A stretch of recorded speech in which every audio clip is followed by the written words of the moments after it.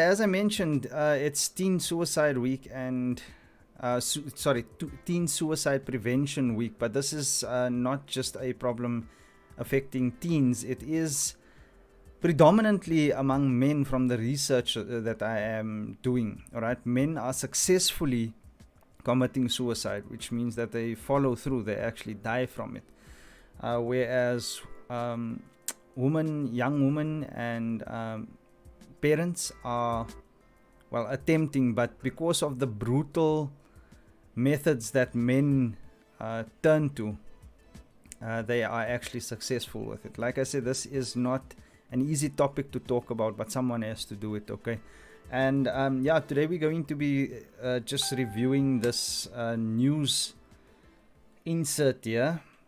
I'll say it once again. I think it's appalling that we are actually just dedicating a week to something this serious. And don't just think it's happening here in South Africa, it's happening worldwide. I've actually, up until this morning, about 1 o'clock or so, I've been speaking to a mom in Alabama. Yeah, I think she lives in Alabama. I stand to be corrected, but it's somewhere in the US. And her daughter has been exhibiting behavior that could be, we're not definitely sure yet, but rather safe than sorry, you know. That's what it's about. It's about preventing. You can't cure suicide, right? If it's done, it's done.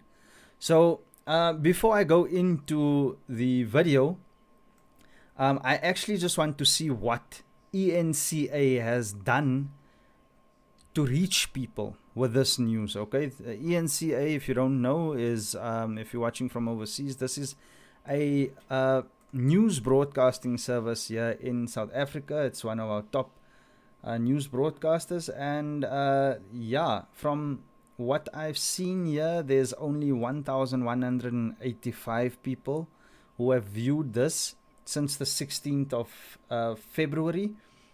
Apparently, this started, this Teen Suicide Prevention Week actually started on the 14th of February to run up until the 21st, which is today. This news only comes across 2 days later. I don't think that enough seriousness is being placed on this, all right? I'm just looking at what I'm seeing here. Now, this could have been done on, on the normal broadcasting. We've got E-News and DSTV and all of that, yeah, but not everyone has it. Most people have switched over to just watching YouTube. I know my mom, our household is just on YouTube all the time. So ENCA, do a better job at reaching people with your content. 1,185 views for something that is affecting hundreds of thousands, if not millions, of kids and their parents is shocking. I mean, if I look at this video here, this little video, let me just zoom in there so you guys can see. This video here, discussion, South Africans considering buying property overseas. This was posted 3 hours ago and got 2.7 thousand views. So I don't know if I should be questioning our society or if I should be questioning the news broadcasters themselves. I'm not here to delve into that. I just wanted to bring a highlight to the fact that there's not enough being done to create awareness about this. 1 week isn't enough, and 1,185 views is definitely not going to make a huge impact. Let's go into this news and hear what they have to say. Oh, by the way, if you're wondering what this bar is that's here popped up next to me, that is for us to continue making content like this, to raise awareness about parental alienation and the issues surrounding it, one of them being teen suicide. So if you like our content, please hit the like button, share this with as many people as you can. Don't be like ENCA News. And also, if you are in the position to help donate, right, there should be a PayPal button on this channel, and I will also share the link to for anyone who would like to donate to just support the channel so that we can keep on doing this monthly. It costs us about $500 to keep the stream going, keep production going, and so forth. So yeah, let's get into it. Let's hear what the experts have to say. Now, it's Teen Suicide Prevention Week, and experts say the number of teenagers attempting to take their lives continues to be a major concern. Children's rights specialist and mental health expert Nicole Breen joins us now to tackle this particular issue. So important, Nicole, and thank you so much for your time this morning. Just perhaps even give us a picture of, the numbers or even stats. When we talk about teen suicide in South Africa, where are the numbers leading to? What are they showing us and telling us? Well, prior to lockdown, SASOP indicated that 1 in 10 deaths among high school learners were due to suicide, and that 20% of high school learners had attempted to take their own lives. So the statistics... Wait a minute. 1% of deaths... Sorry, I just need to listen to that again. To suicide, and the 1 in 10 deaths among high school learners were due to suicide, and that 20% of high school learners had attempted to take their own lives. So this... That is shocking. So out of 100 learners, you're telling me 20 learners have tried to take their own lives? Okay. More serious than what I thought. Statistics are indeed pretty bleak. Yeah. And do we know why? Do we know what some of the reasons, the most common reasons behind, attempting suicide or even suicide in general? There are many reasons that a person may attempt to take their own life. So while not all people with mental illnesses are suicidal, most people who attempt to take their own lives are, for example, significantly depressed. Suicide can also be brought on by an event such as in children's lives, a significant family upheaval or a phenomenon such as bullying. Right there. First thing she mentioned, family upheaval. Now, if you don't know, parental alienation has a tremendous effect on not only the parents, but mostly the children, right? The children feel torn apart. They cannot deal with the fact that they have to choose between two parents, and the one parent is forcing that on the other parent, right? Or forcing the child to choose, right? Generally that happens through manipulation, intimidation. Children are actually being threatened, if you speak to your father, this is going to happen, something terrible is going to happen, you're never going to speak to me again, you're going to lose my love. This is what some mothers are doing to their children. I say mothers because this is predominantly happening where a father is being alienated from a child. Now, I mentioned yesterday, and I'll mention, you can watch all the content on this channel.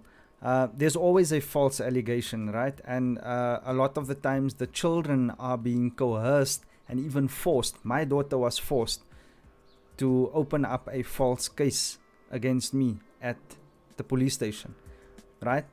Now, the reason why I'm mentioning this is because I believe that parental alienation, if that is sorted out, we'll have most of the issues sorted out with teen suicide. Teenager doesn't just commit suicide because they've been bullied. And I mean, divorce has taken place throughout. Divorce just didn't start yesterday, you know what I'm saying. I grew up without a father, and it seems like we're handling things differently these days. So the core of it is not being addressed here. That's my belief, right? Just my opinion. Let's get back into it here. School learners had attempted to take their own lives.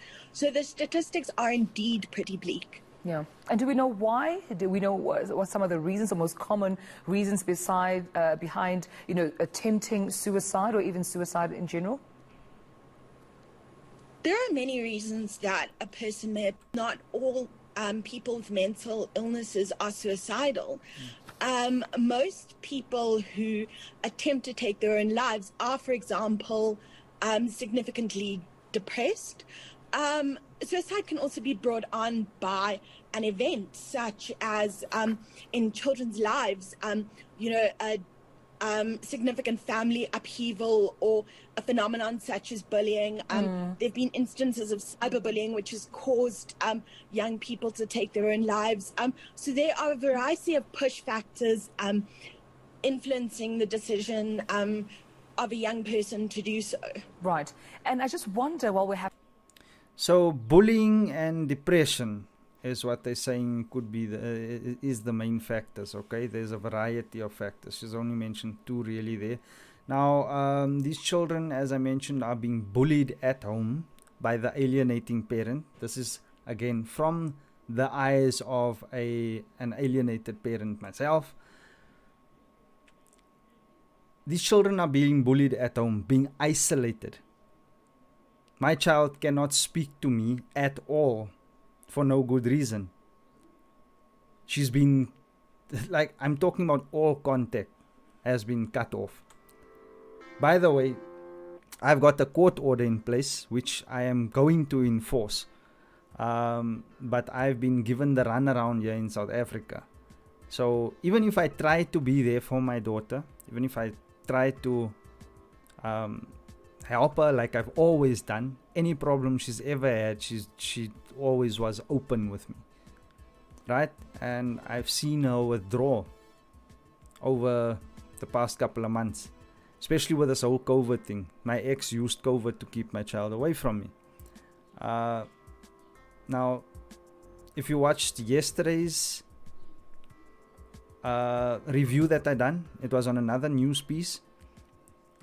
That was SABC News. It's similar. They're all saying the same thing, and I'm going to be saying the same thing. We're not looking at the real issue here. The real problem is that these children are being abused. Keep watching, and I'll try and make more sense of it for you. Whole, it's something that's typically minimized. Young people are often accused of seeking attention, for example, and their issues are written off and not talked about. There's also a significant lack of resources for young people, places where they can go and express their feelings, especially during COVID-19 and... Okay, very important point she's made there. The children are being sidelined, so to say, like their thoughts, their wishes, whatever's bothering them, they can't really speak about, and that is prevalent in a child that's been alienated. Remember, an alienating parent is not normal. No normal human being will keep a child away from another parent maliciously to hurt that other parent, unless the other parent has been abusive. But then there's steps for that as well. You don't make false accusations and keep the child away. You put measures in place, legal measures in place with proper investigation. You know what I'm saying? But in this case, that child is being isolated. Now, usually the parent that isolates the child cannot identify empathy. They are narcissistic or sociopathic or psychopathic, right? And if you know anything about these disorders, they lack empathy. They cannot see human emotion. They can't feel human emotion, and they don't deal with it.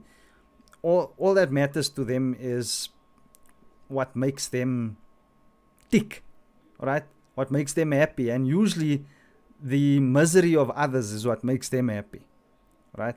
As I mentioned, abuse. Let's just go back here and hear what she... Also a significant lack of resources for young people, places... Significant lack of resources. By the end of this video, you'll see them giving a number, right? So there are resources, some resources. It's a lack thereof, as she explained. But I'll also give my insight on that, because I actually called the number that they will show at the end of this video. no spoilers now. You'll have to wait until the end to figure out to find out what I've discovered. I actually recorded the calls where they can go and express their feelings, especially during COVID-19 and lockdown. Safe spaces were taken away from young people. You know, and you'll often find that in communities, young people become voiceless essentially and have nowhere to go to express how they might be feeling.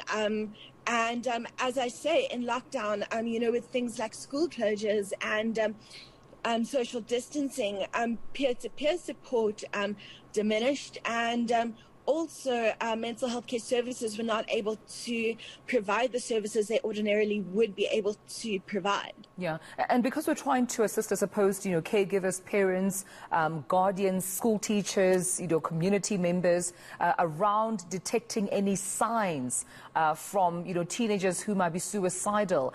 Do suicidal teens often give a warning to a loved one? Do they often have This signs is that very we can important, yeah. spot and look out for, and what are they? Well, I would say that suicide seldom comes out of the blue. Okay, guys, you need to just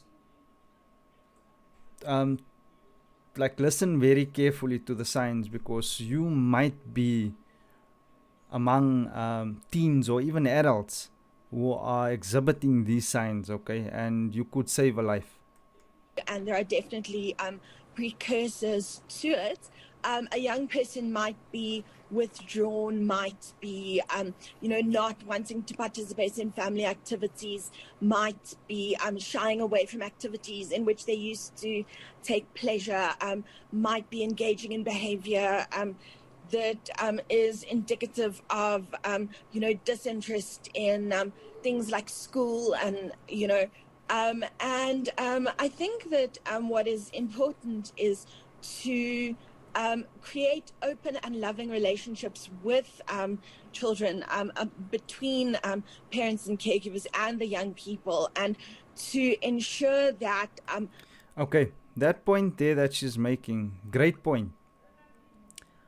Lovely, that, yeah, we need to, you know, what did she say there? Let me just... parents and caregivers and the open and loving relationships with children. I think that what is important is to create open and loving relationships. Okay, create open and loving relationships with your children, right? That's a great piece of advice there. But here's my question. How do you have a open and loving relationship with a child who is being kept away from you with a false allegation of sexual abuse? What is that child going through, knowing that they had to lie to police under the threat of one parent? What is that doing to that child? Knowing that the parent that actually loves them is now being kept away with false accusations. Let me know in the chat what you think. Right? I feel that is enough for a child to feel hopeless, for them to feel guilty, for them to feel terrible as a person.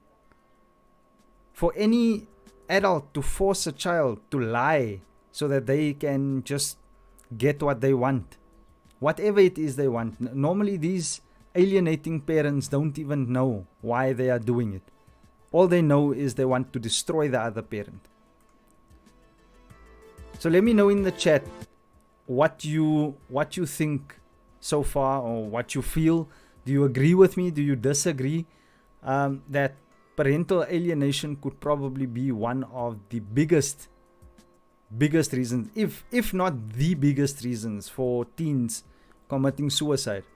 And again, this is just my opinion, and I like to know your opinions as well. Right, let's go on further and hear what she has to say. Learners had attempted to take their own lives.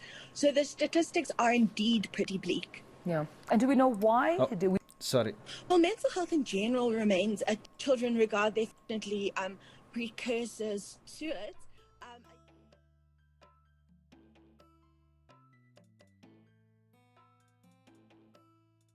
might be shying away from activities in which they used to take Apologies for pleasure, that. might be engaging in behavior that is indicative of, disinterest in things like school and, and create open and loving relationships with children between parents and caregivers and the young people. And Oh, let me just make mention to this as well. Not only am I not allowed to have contact with my child, but her grandmother who helped raise her, as well as her niece and nephew, isn't allowed to have any contact either. Anyone that is from my side of the family cannot call my child. They have no contact whatsoever. So that right there is child abuse, people. And that's why kids are killing themselves. Let's not dance around the truth here. To ensure that children regard their family units as a safe space to talk about issues that they may be having. Absolutely, and I think that's one of the ways in which we can play a role, particularly on this. There's that number. I want anyone to just, whether you have anything to report or not, I want you to try that number. Maybe you have a different experience to what I had. I will share my experience before the end of this video. I just wanna get through this review quickly here first. So, but there's that number. Take it down, test it, and also come back in the chat and let me know if I just caught them at a bad time or not. Teen Suicide Prevention Week. The numbers currently are there, and if you suspect that a loved one, a teenager, or even yourself or a friend or a colleague might be going through suicidal thoughts and need someone to speak to, please call the helpline. They have hope on 0800 21 22 23. Quite important. And I'm assuming that when you make this call, usually with these organizations assisting, Nicole, they're free of charge. I'm assuming that you can call them 24 hours, and you will definitely get the help that you need with the other person on the line. Yes, but like I say, oh yeah, the excuses come in. South Africa is known for this, right? Brace yourself. NGOs and other organizations working in the mental health care sector are horrifically overburdened. Yeah. And what we need to take notes of is that the services required to help these young people aren't always there. And we must hold government accountable in order to ensure that these services are provided. This is not to say that help is absent or that there are not organizations working very hard, but mental health care is such a small amount of the national health budget that there's simply not enough being done to prevent things like teen suicide. And Okay, so I hear what you're saying. There's not enough budget. They need funding. But there's a helpline, all right? And I don't know what funding is needed. In South Africa, there's a lot of people who are unemployed. I think that there would be quite a few people that would be interested in helping teens, prevent suicide. Like, just, well, training will obviously be provided. So I'm a solutions guy, right? I don't just come on and complain and show problems. I also have solutions to these things, right? So they are saying that they're inundated. We have technology for that. Okay, there's things like CRMs, customer relationship management systems, right? And they don't cost millions and millions of rands to build. chatbots I have built for as little as 3,000 Rand, right? Where, yes, we understand that there's not enough people to take a call, but you can at least get some sort of information. I can't take a call, right? Acknowledgement is given. Click, click, click. Yes, I feel suicidal, whatever the case may be. Watch this video in the meantime. Stay where you are. You know, something that teens can immediately consume to make them feel differently, because I would presume it's the same conversation all the time. Situations may vary, but there's a process to everything, is what I'm trying to say. I'll make my point further as we go along. There definitely is a need for activism and advocacy in this regard to ensure that better services are delivered so as to decrease the amount of teen suicide occurring in this country. Okay, you want to decrease the amount? Everyone join together and fight parental alienation. I guarantee that would at least decrease a huge percentage. As I mentioned, these children are being isolated from the other parent, which is already not healthy.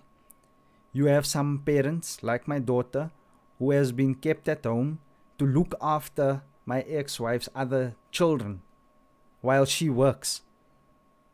A newborn and how old was her sister? 4 years old or something like that. She had to play mother. She had to co-parent when it was my time to have my child with me. Things like that is what causes mental health issues. My child had to reject me. She had to push me away when I know that, we had a loving relationship. If you want, you can watch the video, the intro video. I need to put it back up on this channel, but I'm going to. I just took it down because it was a bit hurtful to see it every time. But I'll put it back up so that you can see a little bit of my relationship with my child. Now, this isn't just all about me. I've actually put my case aside so that I can focus on other parents. That's why I invite people onto the show to speak about their experiences and what they have gone through. Just yesterday, from one show, I've had already four people reaching out to me saying that one has already mentioned that his 2 kids tried to commit suicide. The other one also, I've got a live one now, the one from Alabama, who's posting on YouTube and saying that, I'm thinking, I want to die. A 12-year-old girl. People need to wake up here. There's something much deeper going on here than bullying and just surface level depression. What is the reason for the depression is what I want to know. And are they being listened to? In most cases, these kids are not allowed to. If you look at a kidnapper will use tactics. And don't ask me how I know about kidnapping. There's Netflix documentaries there that you can watch, tons of them. Alright, but a kidnapper and abductor will use manipulation. They will lie to this person, making them believe something completely out of this world in order to gain control of their mind. It's sort of putting them in jail without them actually being in jail. Your mind is held captive. And these kids, the victims of these psychopaths will actually, they'll do anything in their power to protect their abuser. It's the same thing with parental alienation here, people. You don't believe me? There's a bunch of psychologists here on YouTube that you can go and check out. I'll leave links of that as well. Organizations working very hard, but mental health care is such a small amount of the national health budget that Okay. ensure that better services are delivered so as to decrease the amount of teen suicide occurring in this country. I definitely appreciate you making this point, especially ahead of President Cyril Ramaphosa's response to the SONA debate and, of course, the budget speech expected later on this month. Nicole, thank you so much for raising these issues and speaking to us about teen suicide. And that number, again, if you could just bring it up for anyone who might have missed it. Have hope.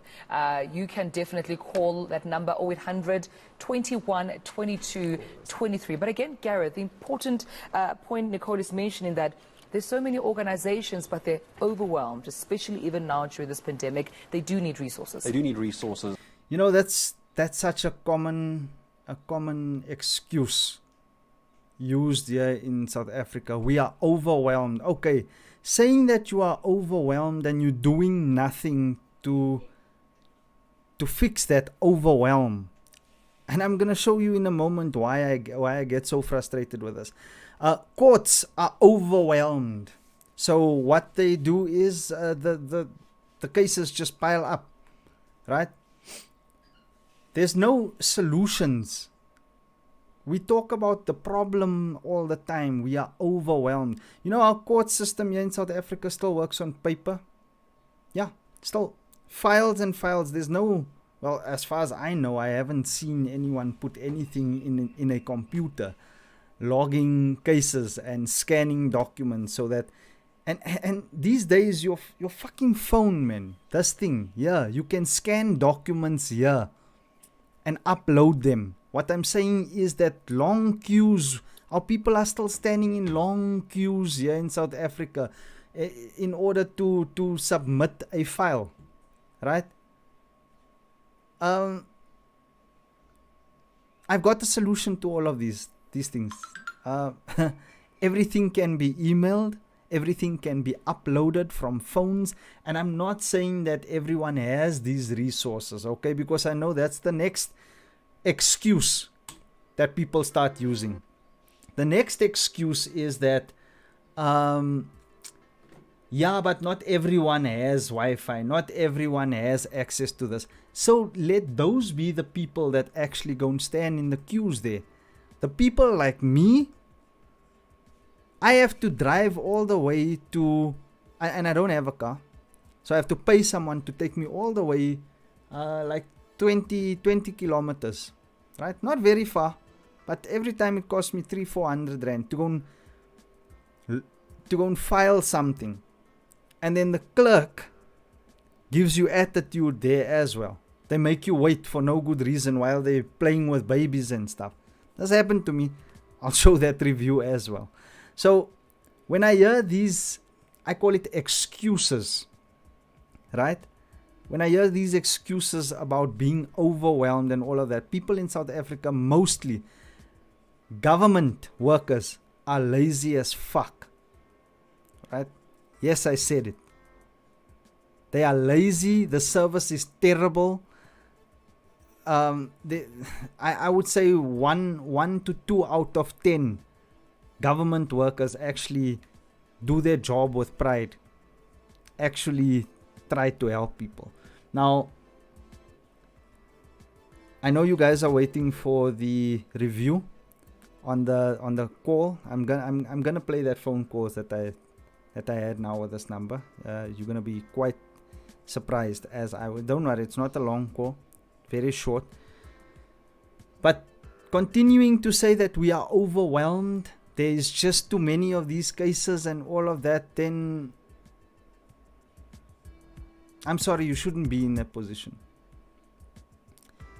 If you are a manager and you can't solve problems, then you should be taken out of that position. If you are a minister or anyone in control, or should be in a position where you are making decisions that affects processes and systems and all of that, and you cannot reach out, and so if that is such a problem that you are overwhelmed, then every day of your life you should be focused on just that, on just making it less overwhelming for your staff. Other than that, you don't deserve that job. You should be taken out of there, right?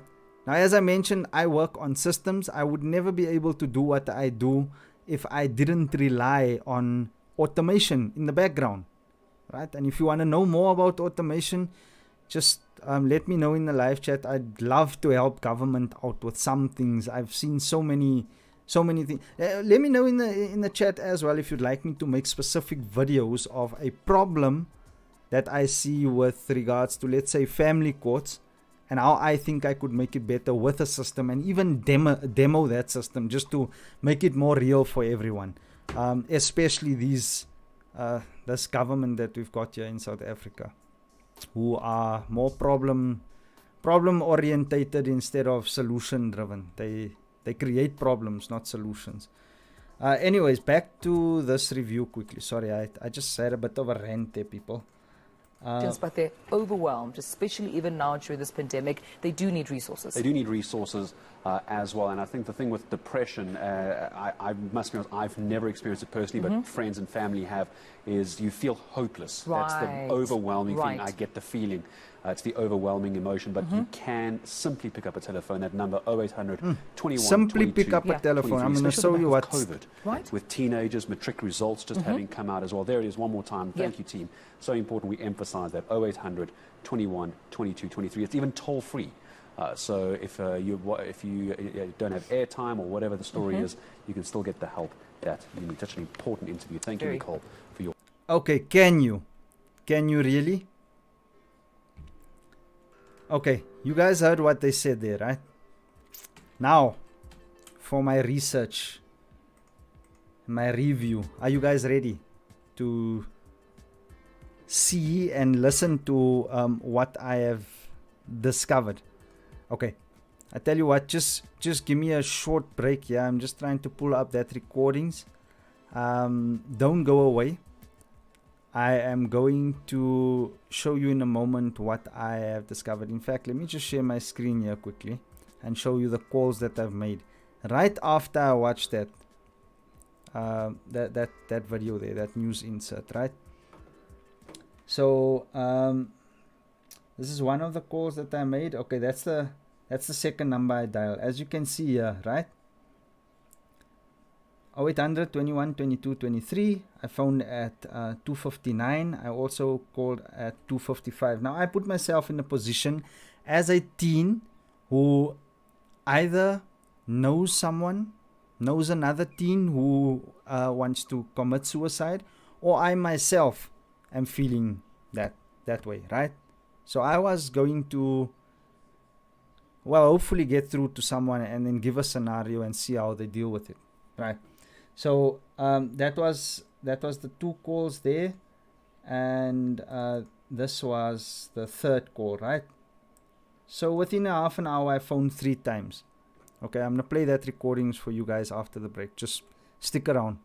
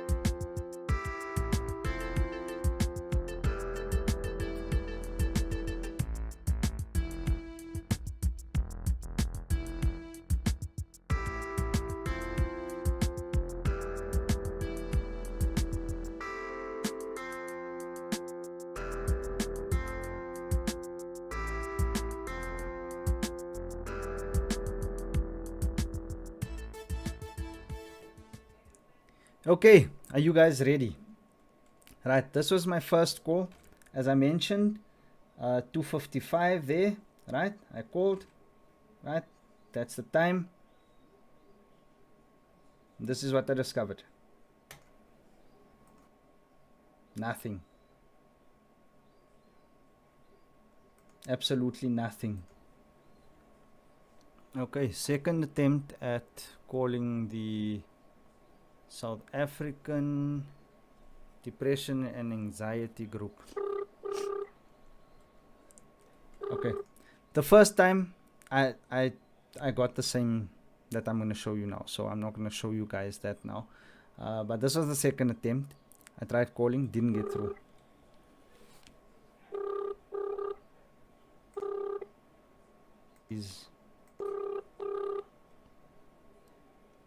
Problem is that we have these call centers still running where people should be getting. Hello? Sorry, there's no reply from the number you have dialed. Okay, that's the second attempt now. Okay, third attempt. Okay, this is a different number now, right? This is the second number. I actually went on their website, and I'll show you that website now, right? And this is the number that I called you, 567 just to show you. Make sure that you see this, right? You guys agree with me? There, I showed, right? See the time that I called. Third attempt. This is the number 0800 567 567 off of the website. Sorry, there's no reply from the number you have dialed. That's why people are fucking dying. And that's my honest opinion. So I saw the nervousness in that lady's talk when they started making excuses about how overwhelmed they are and all of that. But then, you know what? Does it help having the service? I mean, what if I was someone wanting to commit suicide, and 3 times in a half an hour I call and I get nothing? But check here. At 4:58 I get this SMS. Now let's just check. The last call was at 3:10. So 40 minutes later I get this. Hi, Sadag received your missed call. You may have already spoken to a counselor. If not, please SMS 31393 and a counselor will call you back. What if I committed suicide already? If they had sent me an SMS, that means that they have my number. What's the courteous thing to do here? Type in the chat if you know. I mean, you're running a suicide hotline. You're dealing with people who need help now, or else. But now, no one's answering. And 40 minutes later, you get an SMS to call back. Anyone committing suicide or wanting to commit suicide is dead already, right? You have failed to prevent anything. So experts and all these organizations, people, you have a lot of work to do if you want to prevent anything from happening, right? It starts by answering the call. And the nice thing, what I would have expected, is not a fucking SMS to call back. I'm dead already. Call me. Find out if I'm still alive. You missed my call. Don't tell me about being overwhelmed. Correct me if I'm wrong, people. Do we continue just making the same excuses? Type in the chat. Let me know. And yeah, that is my experience. Sorry, I would have loved to leave you guys on a high note, but as I said, this is not the easiest thing to speak about, but it will be exposed, most definitely. So, Sadag, please work on your response times, work on actually answering the calls. I hope that someone from that organization reaches out to me, because I do have solutions for this. And yes, I've got an unorthodox way of sorting out problems. I will expose it, and then I'll also come and help you fix it. Okay? I'm not just a troll here on the internet. These things are serious. Parental alienation is serious. Suicides are serious. Suicides is the worst result from the abuse that children go through with regards to alienation. And fathers, I'm sure that if I spoke to this group, that they'll be able to give me some stats on the amount of men actually committing suicide. So that's my review there for Sadak. And then a very sad, I don't know if you guys know about this, but this happened just recently on the 9th of February. This 12-year-old boy took his life. So I will be covering that tomorrow. As I mentioned, that a week is not enough to deal with these problems. We will be doing this for the rest of the month at 11 a.m. every day. And if a month is not enough, then a year will be taken. But this is not normal, and we cannot just accept that, we can't save everyone. Programs need to be made available, educating people on mental health, right? And since we live on these things here, guys, come on, man. Why are we still operating like Neanderthals? Why does there still have to be a classroom, a physical workshop? We can record videos like I'm doing now. I want the experts to come forward. Let's record programs so people can get answers immediately. If someone is reporting through a chatbot that I built, best believe next thing they are going into a workshop that already starts coaching them while someone is being found on the other side. If you can't answer the call, yes, we understand. You're you inundated and all of that. But when someone becomes available, while that child, while that man, while that woman is watching that video that's already helping them cope with the situation, your phone call comes through. Hey, sorry we missed your call, but you are watching the video there. What's the story? What's happening? How can we help you? See? And that's all done with automation. I've managed to help businesses like a dealership run more efficiently with 5 people than 10 people by using systems. Sometimes there's a whole lot of dead weight. Alright? I would suggest that Sadak start looking at your staff and start holding people accountable. If you're missing calls, there needs to be a reason for that. I've seen government workers sit and play games while they on their phones. I've walked in. If you want footage of that, I can show as well. I record everything. Okay. That's it from me, guys. I hope you join tomorrow. If you like this video, hit the like button. Don't forget to subscribe to this channel. And yeah, please do let me know if you'd like to come on the show. Let me know in the chat. I'll send you a link. And yeah, whether you'd like to do it live or privately, we are here. I am here to listen. I'm here to help. I'm here to create awareness about the just the filthy things that's going on around humans these days. We're supposed to be humans. We act worse than animals, if you ask me. Right? And again, like I said, that's just my opinion. If you're in the position again to donate, the link will be in the description. Please, anything will be appreciated. It helps us create more awareness. It helps us reach more fathers. We want to do paid advertising and reach as many people around the world so that we can end parental alienation and hopefully end teen suicides or dramatically reduce it by fighting the real problem, the core problem. Right? On that note, I'll see you tomorrow.